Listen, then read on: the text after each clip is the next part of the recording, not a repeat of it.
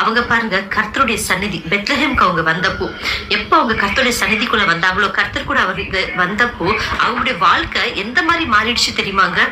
எல்லா விதமான எதெல்லாம் அவங்க இழந்து போயிட்டாங்களோ, எதெல்லாம் அவங்க வாழ்க்கையில இருந்து போயிடுச்சோ, அது எல்லாமே அவங்களுக்கு திரும்பி கிடைச்சிருக்கு பாத்தீங்களா. அவங்களுக்கு ஒரு நல்ல கணவர் போயாஸ் ஒரு நல்ல கணவரை கொடுத்தாங்க, பிள்ளைகளை கொடுத்தாங்க, ஐஸ்வர்யத்தை கொடுத்தாங்க. அவங்களுக்கு எந்த ஒரு ப்ராப்ளமே இல்லாம அவங்களுடைய வாழ்க்கையில அவங்க பட்ட துன்பம், கஷ்டம், வேதனை இது எல்லாத்தையுமே அவங்க கர்த்தர் என்ன செஞ்சாரு, கடந்து போன தண்ணீர் மாதிரி மாத்திட்டாரு இல்லையாங்க. இன்னைக்கு உங்களுடைய வாழ்க்கையில கூட எத்தனையோ விதமான பிரச்சனைகள் நீங்க எதிர்கொண்டு இருக்கலாம். அது எத்தனையோ பிரச்சனைகள் உங்களை தொந்தரவு பண்ணிருக்கலாம், உங்களை அப்படியே நெருக்கத்துல வச்சிருக்கலாம். ஆனா கர்த்தர் சந்நிதிக்குள்ள நீங்க வந்தப்போ, கர்த்தரோட நீங்க சகவாசம் பண்ணப்போ, உங்களுடைய துன்பம், உங்களுடைய வேதனை, கஷ்டம் எல்லாமே சரி.